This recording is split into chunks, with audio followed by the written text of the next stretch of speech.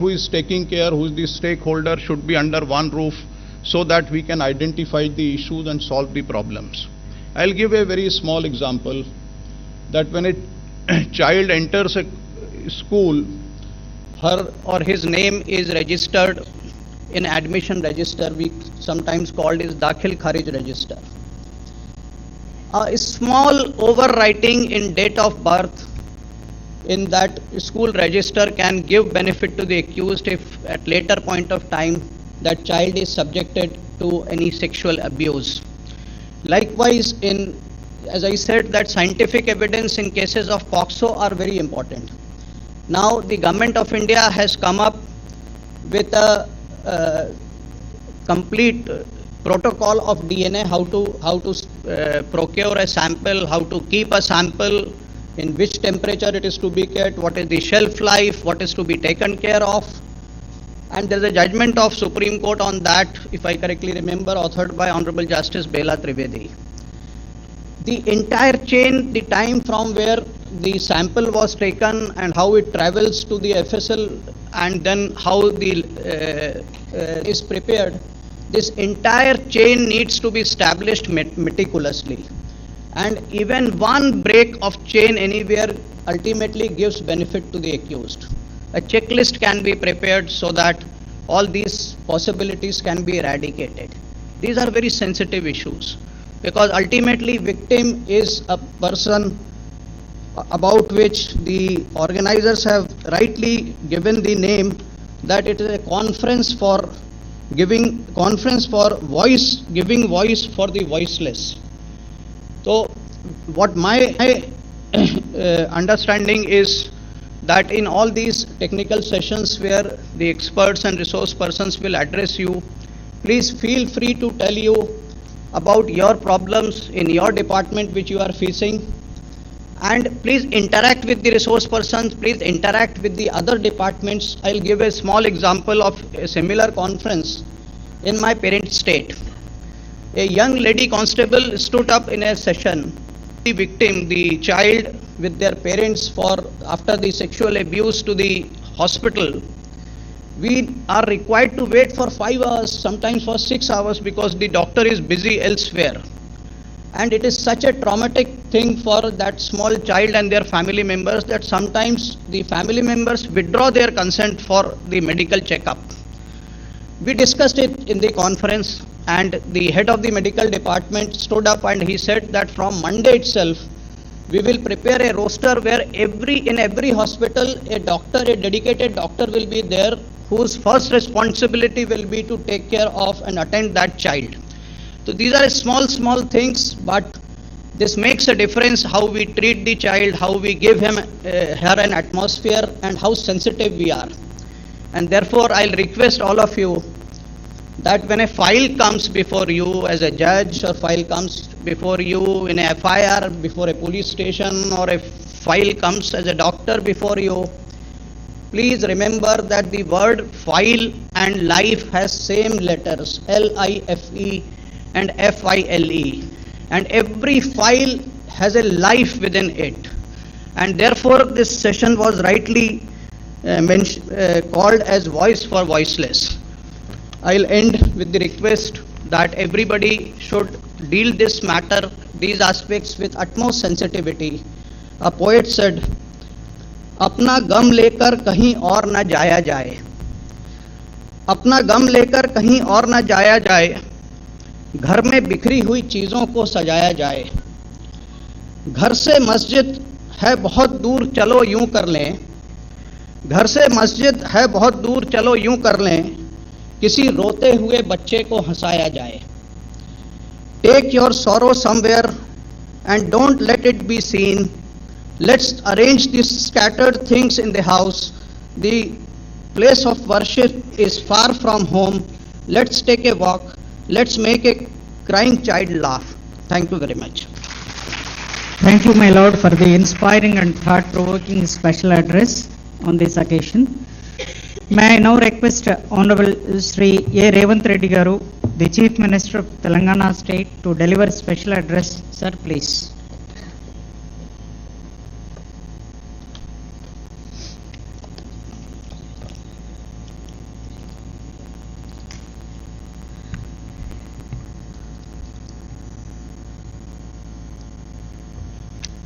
Hon'ble Sri Justice Surya.Revanth, Judge, Supreme Court of India, and Executive Chairman, National Legal Services Authority, Hon'ble Sri Justice Sujay Paul, Acting Chief Justice, High Court of State of Telangana, and Patron-in-Chief, State Legal Services Authority.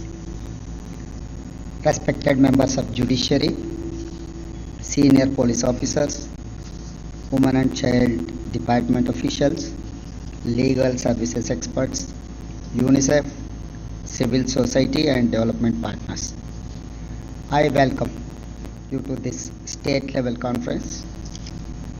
The theme, Voice for the Voiceless, is very important for our society. I congratulate the Telangana Police and other organizers for holding this conference.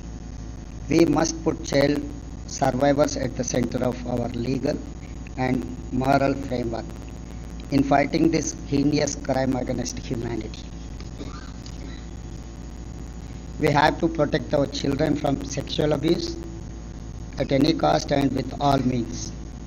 My government gives top priority to the protection of children and women. Telangana Bharosa project has 29 centers.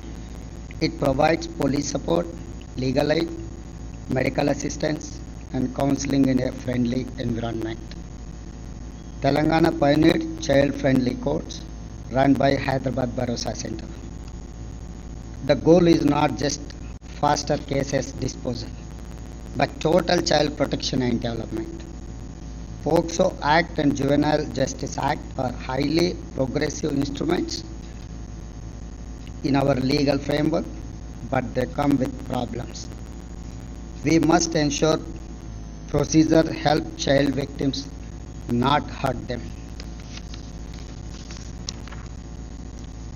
We must also end child pornography and impose strict punishments. Social media abuse of children must also be treated without mercy for culprits. Our state government is fully ready to take all steps. We must ensure justice and compassion for children not only in courts but also at police station, child centers, and in every step of this process. I appeal to all of you, respected judges, police officers, CWCs, development partners, let us move forward with a shared mission. Justice is not just about conviction. It is about restoration, about dignity, and reclaiming childhood. Thank you. Jai Telangana. Thank you, sir, for your valuable message and the steps being taken by the Telangana state government. It is time to hear our today's chief guest, Honorable Sri Justice Surya.Revanth, Judge, Supreme Court of India. My Lord, please.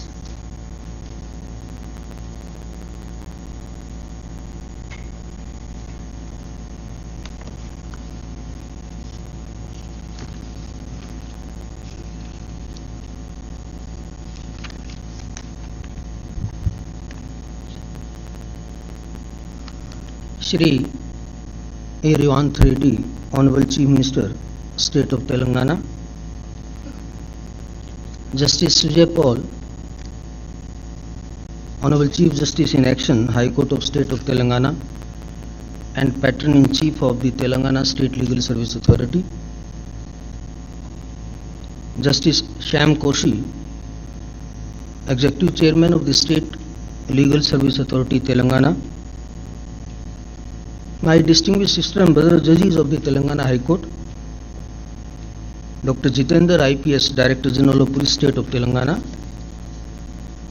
Ms. Cynthia McFrey, representative of the UNICEF India Chapter, Learned Advocate General of State of Telangana, Member Secretary Mr. Bharat Parashar of the National Legal Service Authority, Member Secretary of the State Legal Service Authority, and other my dear judicial officers, very senior officers of the police department, senior administrative functionaries of the state government who are present here. We also have among us Mr. Santhan Krishnan, Life President of the Commonwealth Lawyers Association, distinguished dignitaries, jurists, statesmen, police officers, social workers, ladies and gentlemen, friends from media.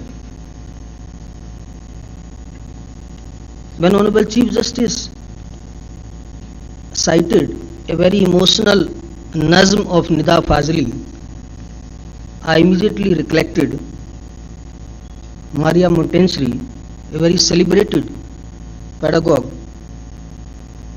and what she said about child. I quote her, "It is the child who makes the man, and no man exists who was not made by the child he once was."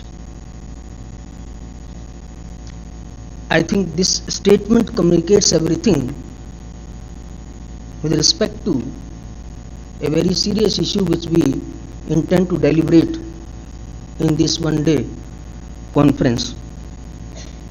These words of Montessori also remind me that the well-being of our children is not merely a moral obligation, it is the foundation upon which all of society is built. The child is not just our future, they are our mirror, our responsibility, and our greatest test.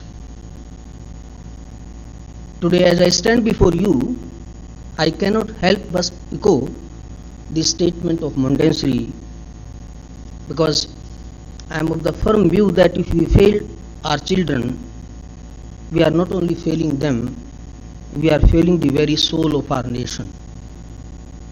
I therefore wish to applaud the distinguished speakers who have preceded me.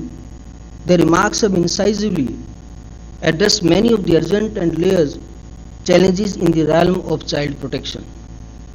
I find myself in strong agreement with the issues that Cynthia has raised, or Honorable Chief Justice and Honorable Chief Minister have raised.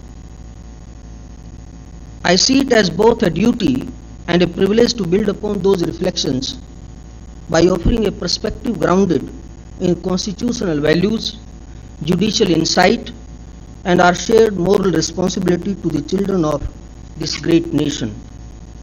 At the outset, I would like to express my sincere appreciation for the untiring efforts of the Women's Safety Wing of the Telangana State Police and the Telangana State Legal Service Authority in organizing this event with exceptional commitment and vigor. I also commend the United Nations Children's Fund, Madam Cynthia representing, whose pioneering work in uplifting child across the globe is undoubtedly unparalleled. This conference, I believe, is a concerted attempt to confront the silent suffering of the most vulnerable among us, our children. Even today they remain most susceptible to neglect, abuse and exploitation. And in a country like ours, where their numbers are staggering, the stakes are even higher. I rely upon the UNICEF 2024 report, according to which 24% of the India's population is under the age of 14. 1 in 3 Indians is below the age of 18. This amounts to over 345 million children, more than the total population of many continents. These figures, while astonishing, are not merely statistical marvels, they are a moral reckoning. For a nation so young, our greatest asset could also too easily become our gravest liability if we fail to protect, nurture and invest in our children. Potential does not convert to progress on its own. It requires systems, safety and sustained care. Each child we fail is not just a personal tragedy, but a lost thread in the fabric of our nation's future. This demographic reality places upon us an extraordinary responsibility, one that cannot be met with token gestures or fragmented responses. Every act of abuse, every moment of neglect must be seen not as an aberration but as a collective failure. If we neglect our children, we forfeit the very future we hope to build. We must consequently confront what we are often too afraid to name, the child sex abuse. Make no mistake, this crime does not occur only in dark alleyways or distant corners, as Honorable Chief Justice rightly pointed out. It happens within homes, schools, neighborhoods and institutions. Places we instinctively consider safe. It is a violation that hides in plain sight. And it is not only a criminal act, it's a betrayal of trust, of childhood, and of the constitutional promise to protect our most vulnerable. It makes a grave failure of our collective guardianship, and if I can say, it's also a failure of the state's parents' patria responsibility. What makes this abuse especially heinous is that its harm runs far deeper than physical injury. Its wounds are often invisible but lifelong. Fractured self-worth, chronic anxiety, depression, PTSD, and tragically, you must have seen sometimes even suicide also. But the long-term damage goes even further.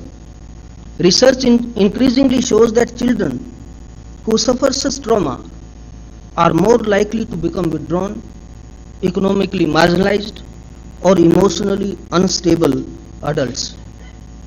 Worse still, there is the risk that some may perpetuate the very cycles of abuse that once endured. These are the outcomes no enlightened society can afford to ignore, and therefore we need to be over-conscious about it. The law is enacted, of course. We have the 2012 Act, which is a very robust legislation. It brought a long overdue legal overhaul, which is gender neutral, comprehensive, and child sensitive. It recognized perhaps for the first time that the justice system must be adapted to the child, not the other way around. But a law is not only as strong as its implementation. Special courts remain unevenly distributed. Police forces are often undertrained in trauma-informed investigation. Schools rarely speak about consent, autonomy, or safety. And even in judiciary too, we are insufficiently sensitized to the unique vulnerabilities of the child victims. In light of these realities, the path forward must be carefully and compassionately charted. There is where the agenda of this conference becomes so vital. As a lifelong student of law, I have experienced firsthand how even well-meaning systems often place disproportionate emphasis on punishing the perpetrator, while the child, whose life has been irreversibly altered, is left unheard, unsupported, and often re-traumatized by the very mechanisms meant to help. Justice becomes synonymous with conviction instead of recovery. If some of you will recollect, in 2014 onwards, I have been speaking about invisible victims of system, and that is what precisely I meant to say. Consider the case of a 10-year-old made to recount her trauma repeatedly. Before whom? To a teacher, a police officer, a medical examiner, a lawyer, and then a judge. With each retelling, her voice grows fainter until it vanishes altogether. This cannot be called justice. It is distress compounded by process. When the system forgets the child in its pursuit of the accused, it fails them both. This imbalance is not incidental, it is structural. That is why the focus on rehabilitation at this conference is both timely and necessary. Our child protection framework, though well-intentioned, remain disjointed and under-equipped. What we need is a fundamental shift, one that sees the child not as a passive witness in a criminal trial, but as a person in urgent need of sustained and holistic care. True justice for a child begins not in the courtroom, but in the moment they feel safe and secure within and outside the four walls. It begins in the hands of a counselor, the embrace of a caregiver, and the assurance that they will not have to walk alone. Reintegration must not be an afterthought. It must be the foundation of our response. Because a child's healing is not just a legal requirement, it's a moral obligation. And in this context, and knowing the Indian, our societal background, it is a constitutional commitment also. As we look to the path ahead, one truth becomes abundantly clear. The task of protecting and supporting child victims is far too important to be left to the legal system alone. Not only is it a responsibility of the judiciary, police or social workers, it is in fact a collective national duty. Every institution, every stakeholder, and indeed every citizen has a role to play in creating an ecosystem where children are safe, heard and helped. We must move away from reactive justice to a more proactive, compassionate model where rehabilitation is not a footnote but the foundation. In this regard, I would be remiss not to acknowledge and commend the pioneers' efforts initiated in the state of Telangana and particularly in the city of Hyderabad. As the Director General of Police explained, the Bharosa centers here have really emerged as a model of what integrated, victim-centric support should look like. By offering a one-stop facility where child and women victims of violence can access police assistance, legal aid, medical care and psychological counseling under one roof, these centers exemplify what sensitive and holistic justice delivery should aspire to be. They demonstrate that with the right vision and commitment, it is possible to ease the child's journey through the justice system, minimizing the pain and agony and maximizing the care. Similar appreciation is due to the NALSA's novel child-friendly legal service scheme of 2024, which envisions a trauma-informed, child rights-driven ecosystem. It is not only ensures courtroom dignity but the provision of psychological care and compensation to the victim. It is my earnest appeal that such best practices be assimilated and adapted across the length and breadth of the country. Whether it is the level of the state policy, institutional design or community intervention, we must commit to replicating and scaling such models. Let us therefore take inspiration from what has worked and build upon it, ensuring that no child anywhere in India is left to navigate trauma alone.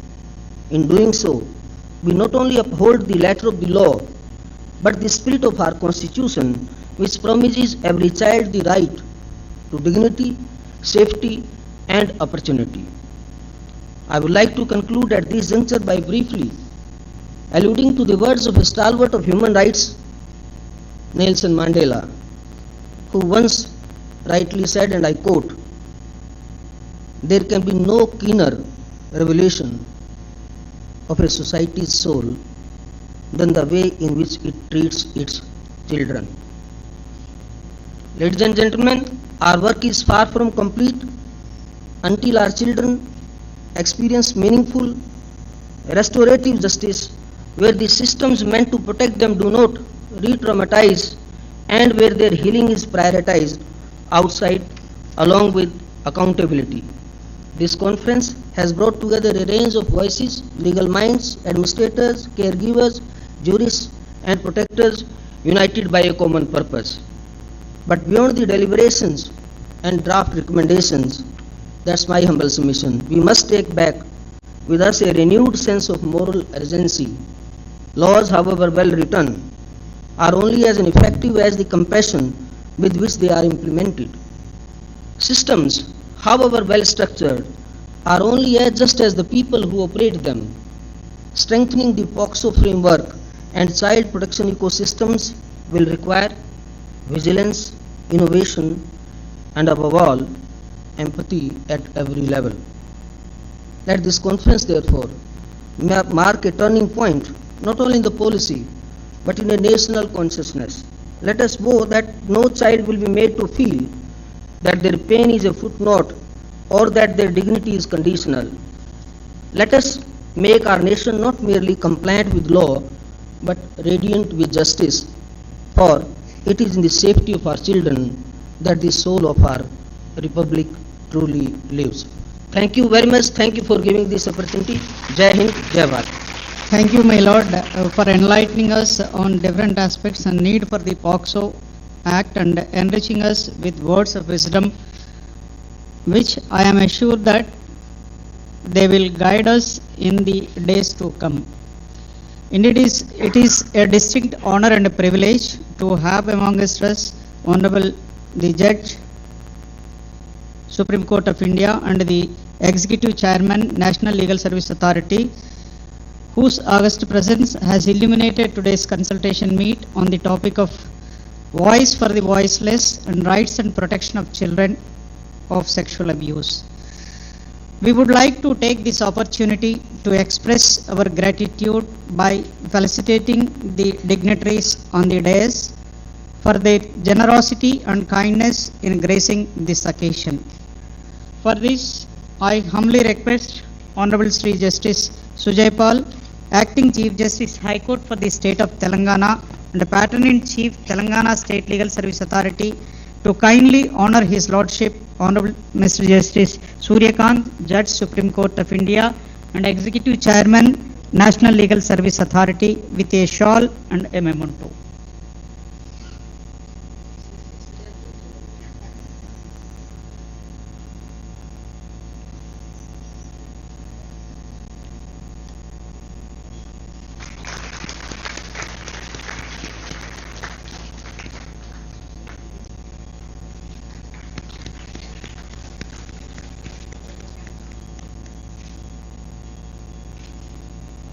Thank you, my Lord, for accepting the felicitation.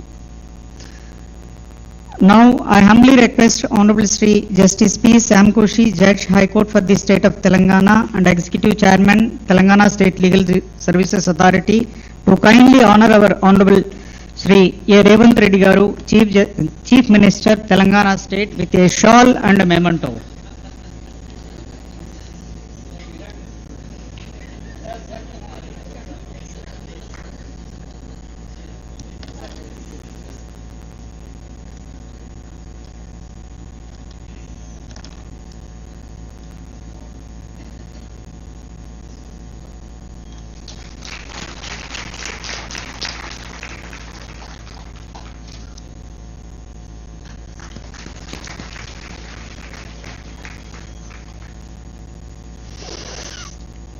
May I now humbly request Honorable Srimati Justice Maushmi Bhattacharya Madam, Judge, High Court for the State of Telangana, to kindly honor our Honorable Sri Justice Sujay Pal Garu, Acting Chief Justice, High Court for the State of Telangana, with a shawl and memento.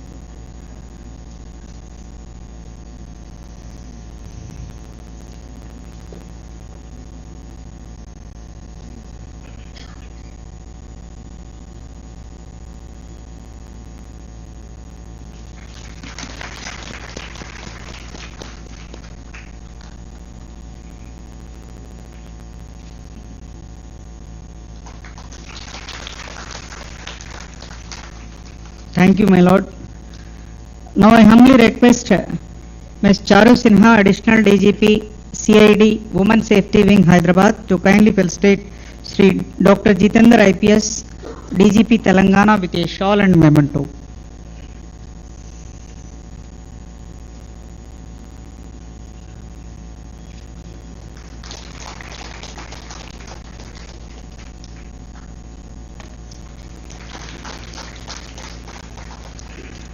Now I humbly request Sri Dr. Zelalam B. Tafasi to kindly honor Madam Cynthia McCaffrey, representative of UNICEF India, with a shawl and memento.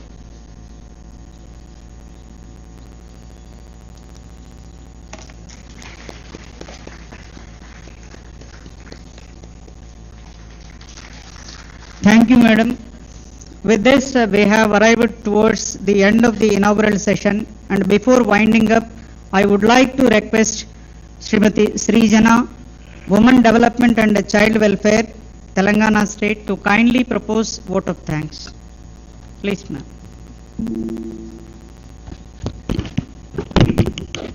Namaskar to every dignitary, guest and participant gathered here. Today, we stand united by a cause that transcends profession, politics and power, protecting the innocence of our children and giving them a safe childhood. On behalf of the Telangana State Legal Services Authority, Women Safety Wing, Department of Women Child Development and UNICEF, I express our deepest gratitude to Honorable Justice Surya.Revanth Garu, whose presence reaffirms that the highest court of our land remains a steadfast guardian of child rights. We are inspired by the commitment of Honorable Chief Minister Revanth Reddy Garu and the Honorable Acting Chief Justice of Telangana, Sri Sujay Pal Garu. Their leadership sends a strong message that justice for our children is not optional. It is urgent and non-negotiable. To DGP, Dr. Jitendra Sir and Ms. Cynthia McCaffrey, we are grateful for your voice and your action. Your work reminds us that systems are strengthened when hearts lead the way. To the judges, officials and partners, activists, thank you. You are the architects of change and the silent warriors who protect those who cannot speak. As we step into the technical sessions, may our collective voices echo louder than the silence and our shared action be the bridge between the law and justice. Thank you. Jai Hind. Thank you, ma'am.